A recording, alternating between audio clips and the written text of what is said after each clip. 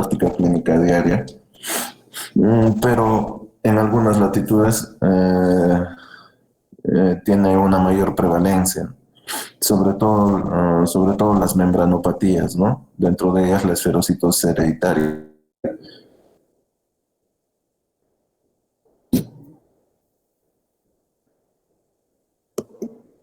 Entonces, vamos a repasar un poco de la estructura del eritrocito. Para que entiendan este tema, deben de repasar la estructura del eritrocito. Cómo está constituida su membrana citoplasmática, cuáles son los ciclos importantes por los cuales adquiere energía. Entonces, una vez entendido eso, es mucho más fácil revisar el tema, pues, ¿no?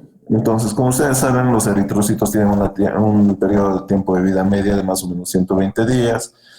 Es un disco bicóncavo, por supuesto que es anucleado, pues, ¿no? No tiene núcleo.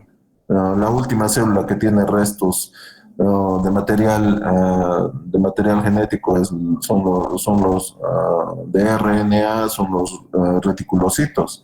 Su diámetro es de más o menos 7.5 micrómetros y obviamente se encarga pues de la distribución del oxígeno y de la retirada del CO2 luego de producirse el metabolismo en las células, ¿no? Uh, los eritrocitos tienen una estructura básica que está constituida por la membrana citoplasmática, que es una bicapa lipídica, ¿no? O sea, tiene dos capas de lípidos y, y entre esas capas de lípidos están incrustados unas proteínas, ¿no? Las proteínas transmembrana, que son conocidas como proteínas de banda 3, ¿no? Y también glucoproteínas, que son las encargadas de portar receptores y antígenos para el reconocimiento de los diferentes grupos sanguíneos, conteniendo al interior de esta membrana citoplasmática se encuentra el citoesqueleto, pues, ¿no? O las proteínas o las proteínas del citoesqueleto, que discurren paralelamente a la membrana interna del citoplasma de los eritrocitos. Y estas proteínas del citoesqueleto, del esqueleto o del eritrocito están constituidos fundamentalmente por unas cadenas de proteínas que se denominan espectrinas. Tenemos dos cadenas alfa y beta espectrinas. Estas alfa y beta espectrinas obviamente se unen a puntos de actina y se refuerza esta unión con proteínas como la proteína 4.2. Las proteínas transmembrana interactúan con estas proteínas del citoesqueleto, como son la espectrina, a través de unas proteínas de unión, como son la anquirina, sobre todo la anquirina y la proteína 4.1. Entonces, la membrana citoplasmática contiene sobre todo a una estructura muy importante para el transporte de oxígeno a los tejidos, que es la hemoglobina, pues, ¿no? Y, nos, y obviamente la hemoglobina está constituido por, por el grupo hemo, ¿no? Y las cadenas de globina, por el grupo hemo y las cadenas de globina. Entonces, pero también tenemos.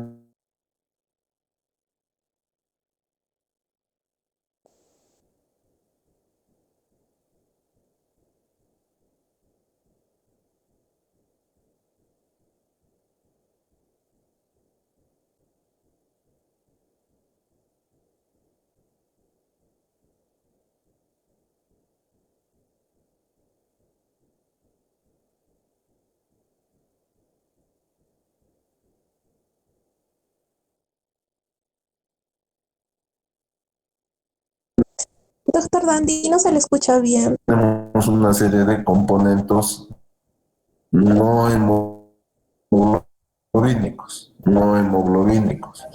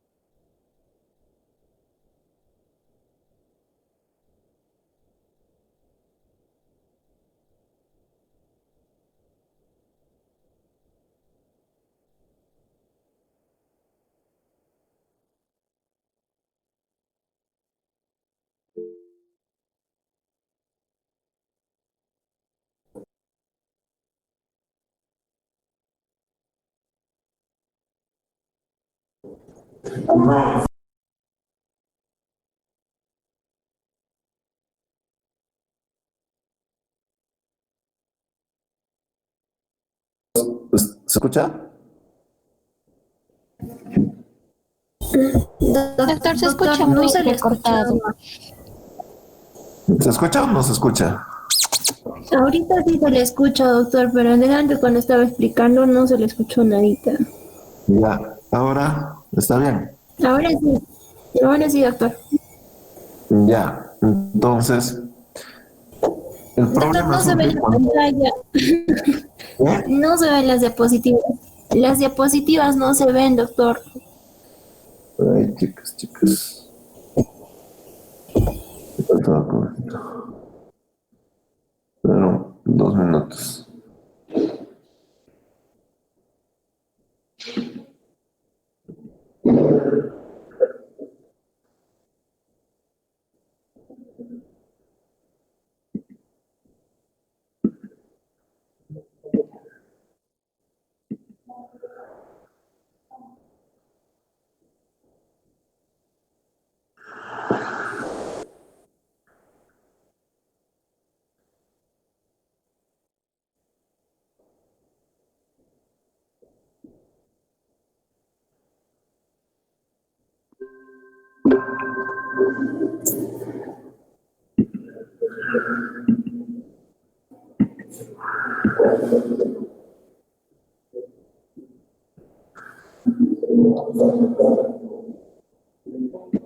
¿Se ve ahora?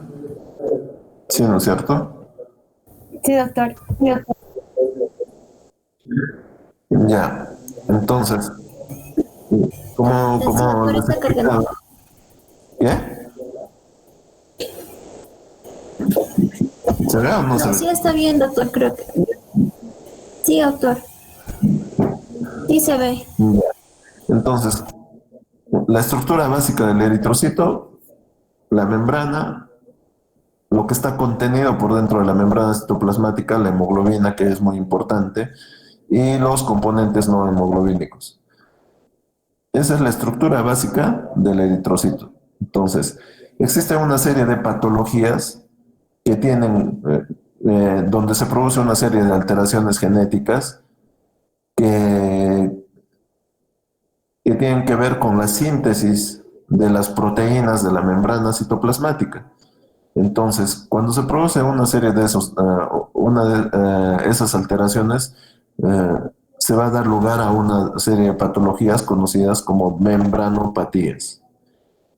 Las membranopatías generalmente son procesos hemolíticos crónicos, son procesos hemolíticos crónicos. Como tal, como todo proceso hemolítico crónico, se va a caracterizar obviamente por anemia, se va a caracterizar por ictericia y se va a caracterizar por esplenomegalia, ¿Por qué la esplenomegalia? ¿Por qué? Porque el proceso de hemólisis es extravascular, chicos, recuerden. hay dos tipos fisiopatológicamente hablando de lugares donde se produce la hemólisis. Una hemólisis intravascular cuando los procesos son agudos y una hemólisis extravascular cuando los procesos son crónicos. Entonces,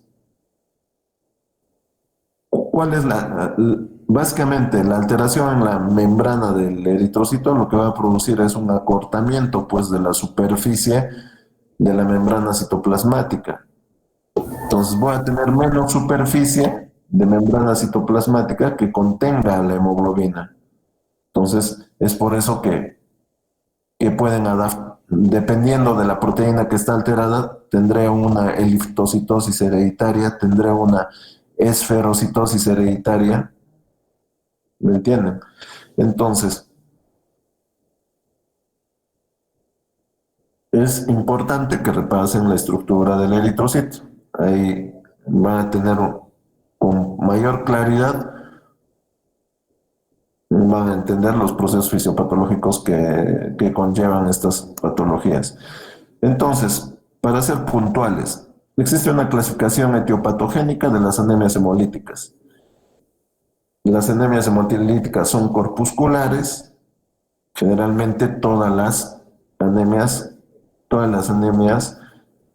se dice que son corpusculares porque la anomalía está en el hematíe, pues es propia del hematíe, ya sea de la membrana citoplasmática, ya sea de las enzimas, ya sea de de algunas otras patologías que afectan a la hemoglobina.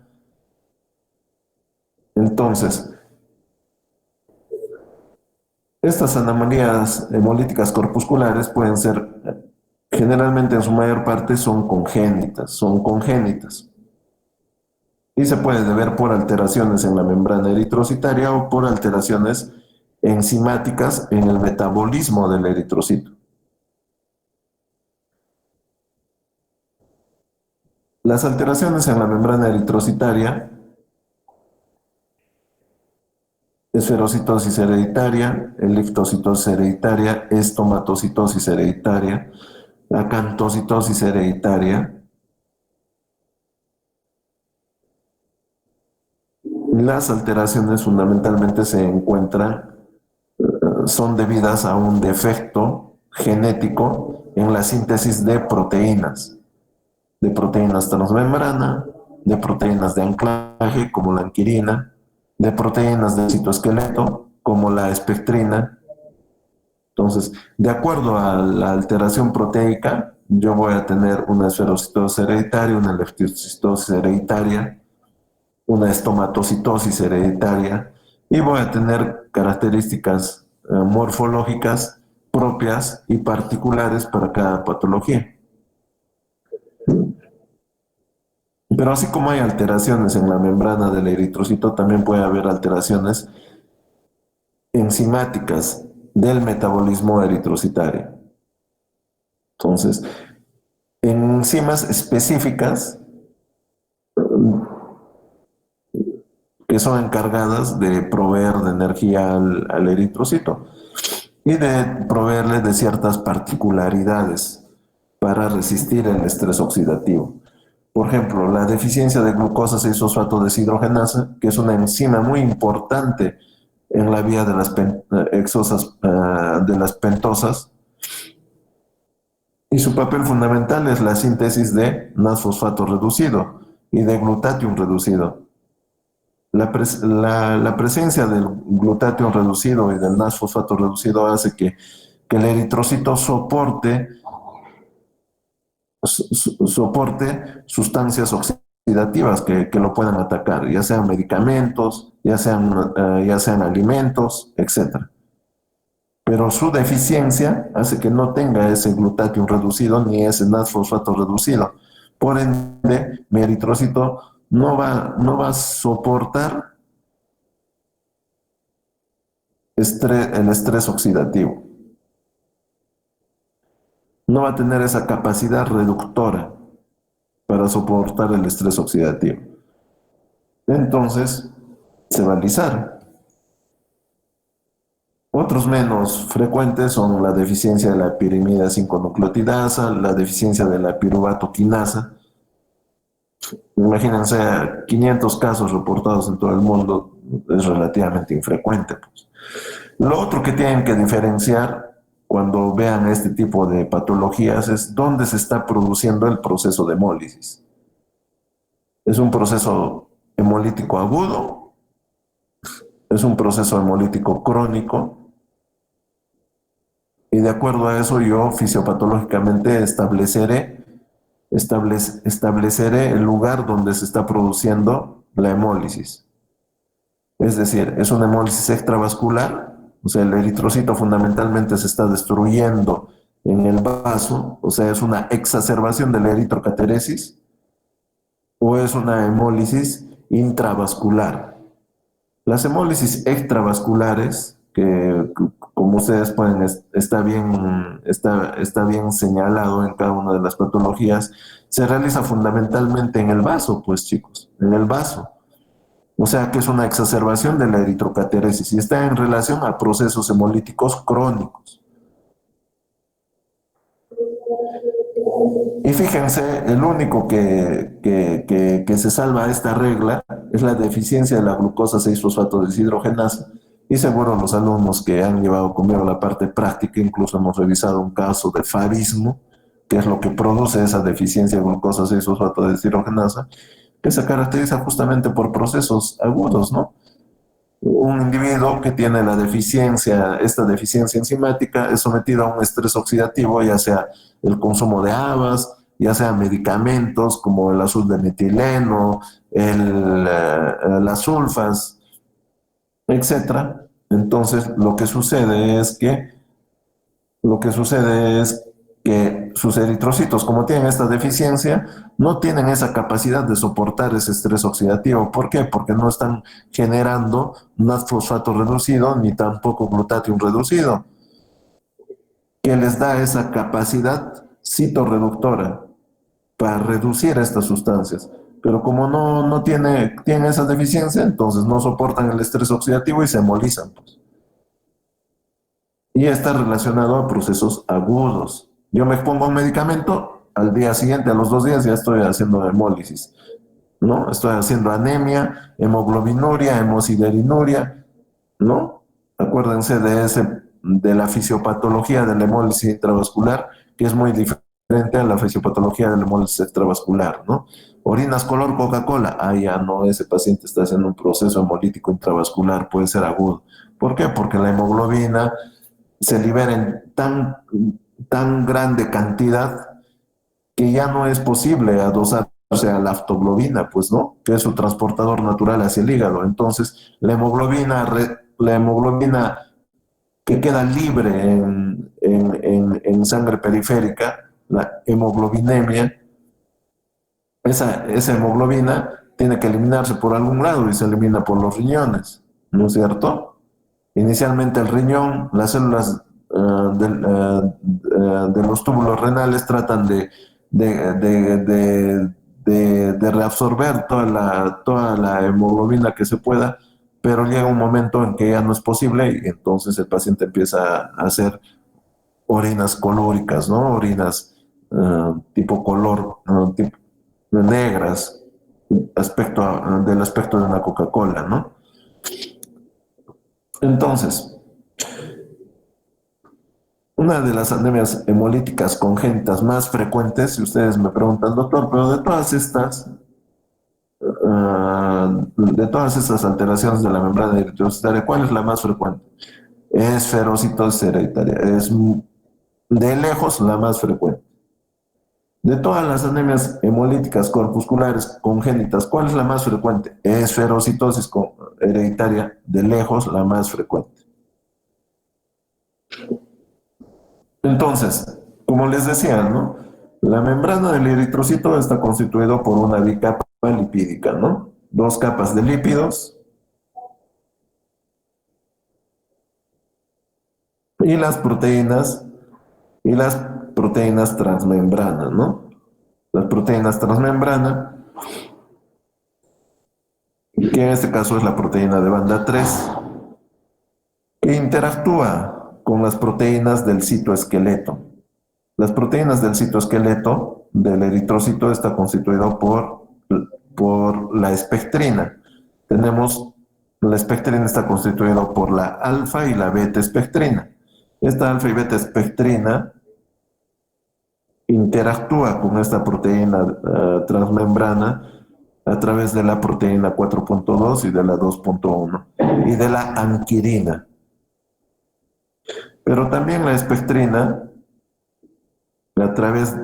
se une a filamentos de actina a través de la proteína 4.1. Entonces, esta es la que le va a dar esa propiedad del glóbulo rojo de deformabilidad, pues estas proteínas. Gracias a estas proteínas, los glóbulos rojos se pueden deformar en la microvasculatura y luego se deforman y luego vuelven a su aspecto normal de ser bicóncavos, ¿no? Pero tienen esa propiedad de deformabilidad. Entonces, ¿qué sucede cuando hay alteraciones en la síntesis de estas proteínas? Lo primero que pierde el eritrocito es esa capacidad de deformabilidad cuando pase por vasos tan pequeños como, por ejemplo, los que se encuentran en el vaso. En el vaso. Otro punto importante son pues la presencia de glucoforinas, ¿no? La glucoforina A, la glucoforina B, que contienen antígenos y receptores propios para el reconocimiento de los diferentes grupos sanguíneos. Entonces, tenemos una proteína, tenemos una proteína transmembrana, tenemos proteínas de unión y proteínas del esqueleto. Entonces, en la parte interna, obviamente es donde se encuentran las proteínas del esqueleto, la alfa y beta espectrina.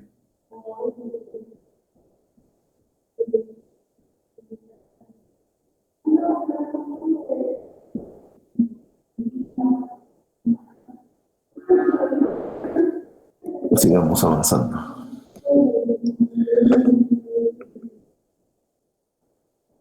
Entonces, ¿qué se produce cuando hay en estas membranopatías va a haber defectos pues en la membrana del eritrocito?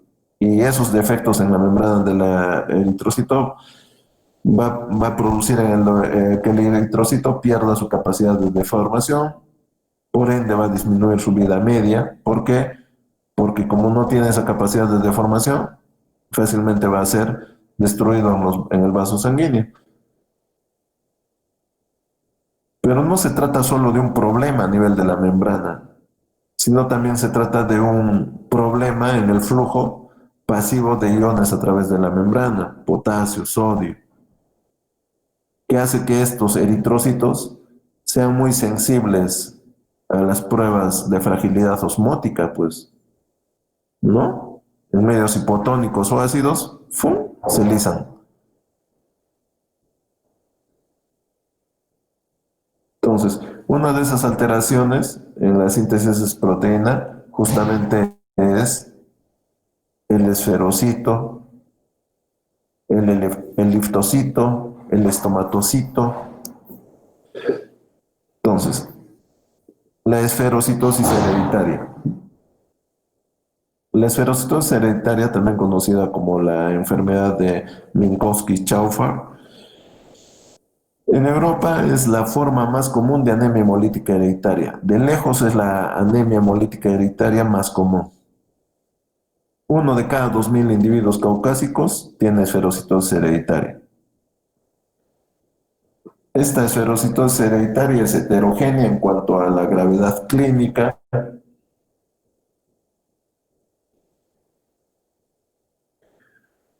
Y generalmente se da pues por alteraciones genéticas en la síntesis de las proteínas de la membrana. En un 75% estos defectos son autosómicos dominantes, en un 75%. En un 20% son autosómicos recesivos y en un 5% son casos de novo, o sea que no están relacionados a un patrón autosómico dominante o recesivo. Las mutaciones más frecuentes se encuentran a nivel de la anquirina. En el 30-60% de los casos va a haber una alteración en la síntesis de esta anquirina. Y ustedes saben que esta anquirina es fundamental para el anclaje de estas proteínas transmembrana y su interacción con la alfa-espectrina. Entonces, obviamente, si yo no tengo anquirina, si yo no tengo esta proteína,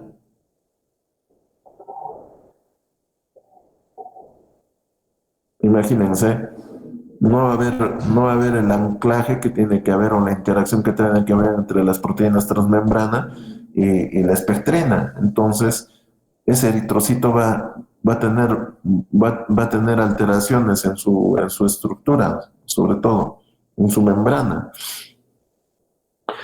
En un 15 a 40% hay alteraciones en la proteína de la banda 3, de la proteína del transmembrana, ¿no? El resto en la proteína 4.2, que también es una proteína de unión, y en menos frecuencia en la beta-espectrina. Entonces, ¿qué hace? Que mi eritrocito, de lo que era discoide, ustedes saben que es un disco bicóncavo, se va a hacer una esfera, va a tener una forma esferocítica.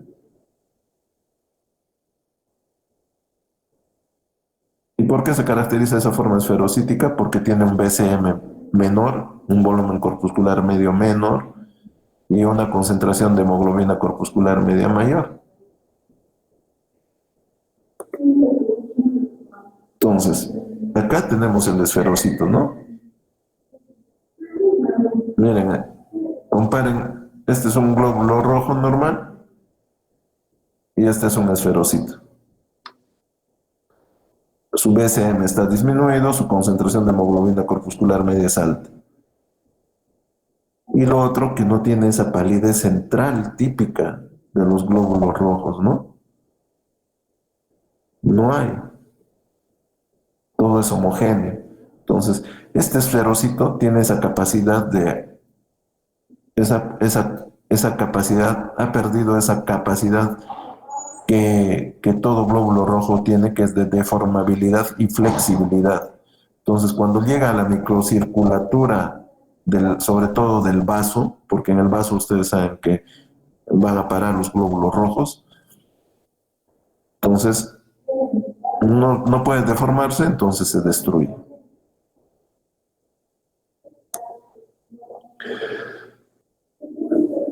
La esferocitosis es un proceso hemolítico crónico de intensidad variable. Hay pacientes que están totalmente asintomáticos y hay pacientes en el otro extremo que sufren hemólisis grave.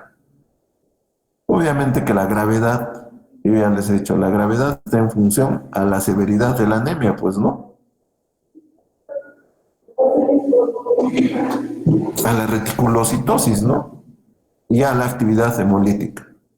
Entonces, se supone que a mayor hemólisis debe haber mayor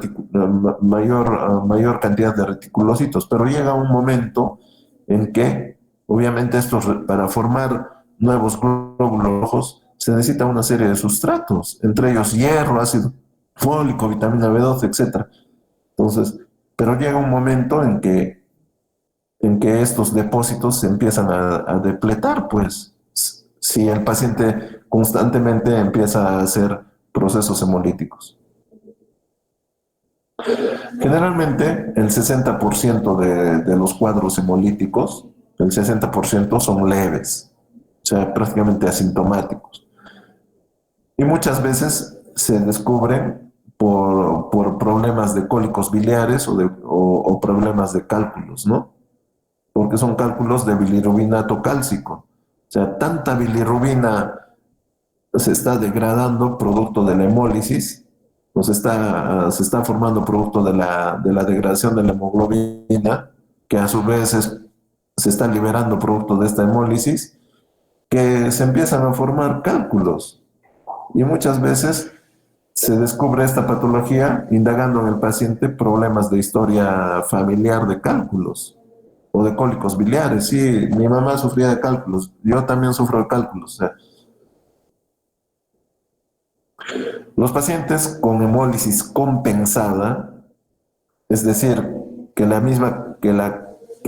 actividad hematopoyética está formando una cantidad adecuada de reticulocitos que está compensando esa pérdida de eritrocitos en esos procesos hemolíticos, puede descompensarse tras sufrir infecciones virales o crisis aplásicas. Infecciones virales, sobre todo mononucleosis infecciosa.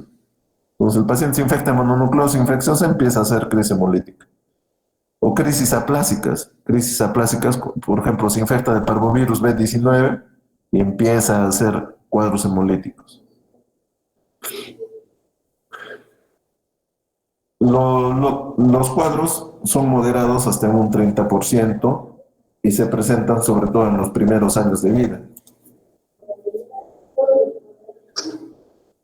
¿No? Son niños que constantemente empiezan a hacer hemólisis, procesos hemolíticos, que se caracterizan, ya les he dicho, por anemia, ictericia y esplenomegalia. La presencia de esplenomegalia implica cronicidad, chicos, cronicidad. Y se presentan cuadros graves hasta un 10%, que se caracterizan obviamente por hemólisis intensa. Y acá vamos a detenernos un momento. Obviamente en los cuadros graves es donde yo voy a identificar esa triada: anemia, ictericia, esplenomegalia. Porque en los leves, como les digo, el paciente está prácticamente asintomático, no siente nada, no tiene nada. Y es más, el diagnóstico se hace, como les digo, por un estudio de un problema de cálculos biliares o de cólicos biliares que padecen el paciente. En cambio, en los graves sí voy a identificar esa triada, ¿no? Anemia, ictericia, esplenomegalia.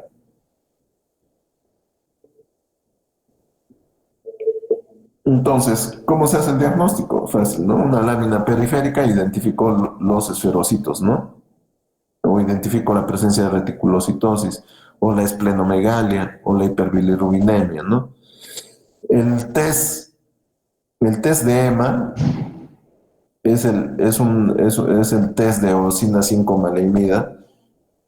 Es un test que utiliza las técnicas de citometría de flujo.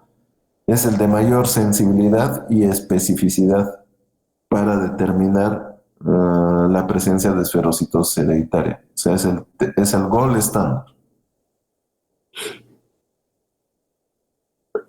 La mayoría de casos, y hemos visto que hasta un 70% está relacionado a un patrón autosómico dominante, y por ende yo tengo que buscar una historia familiar de esferocitosis hereditaria. O sea, indagar en el papá, en la abuelita, etc. Obviamente le pido un perfil hepático y va a haber una hiperbilirrubinemia.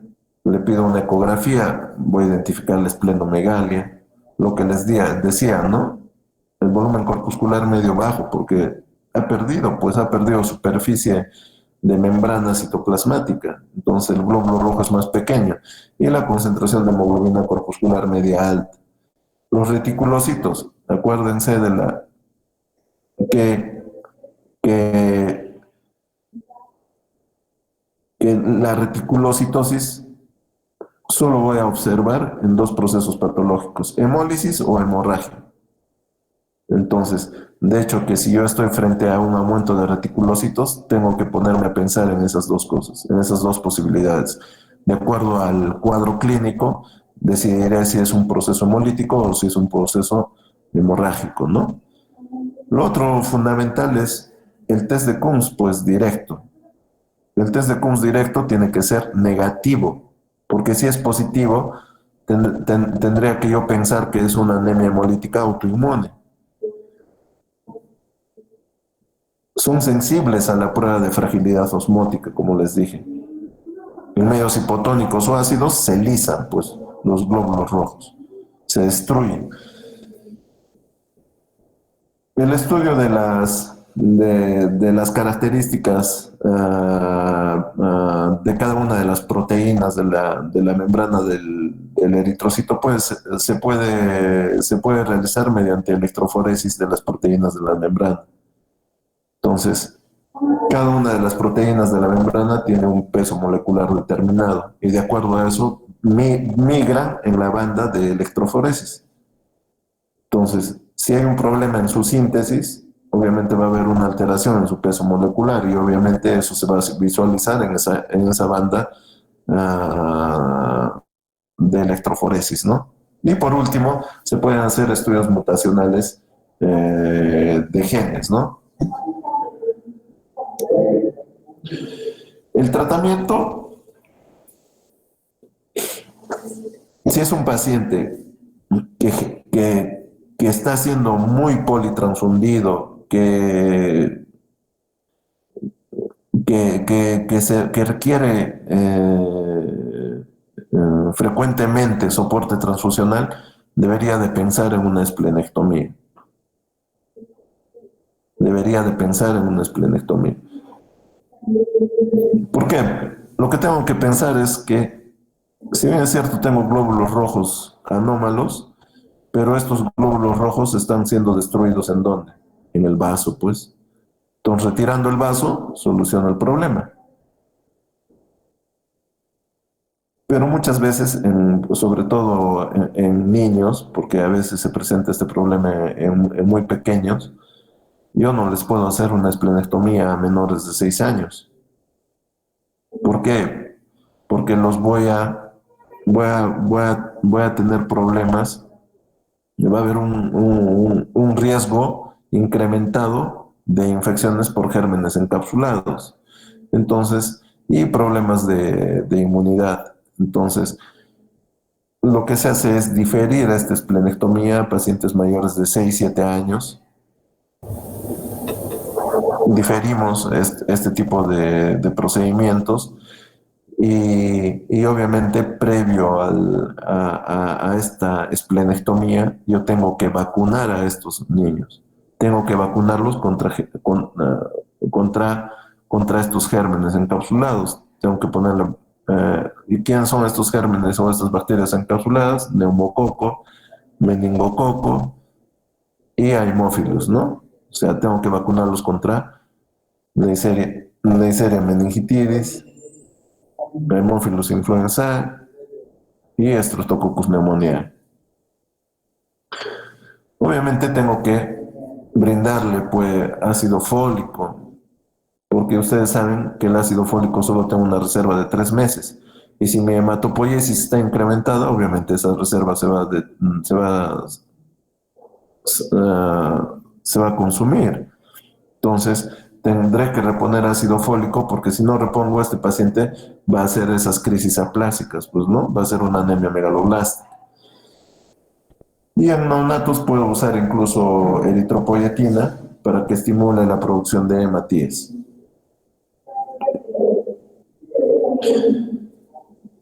Bien, chicos, nos quedamos ahí.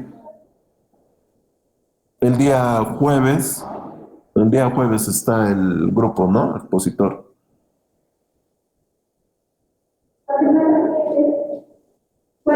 Chicos, ¿están ahí? Sí, doctor. Sí, doctor. Ya el día jueves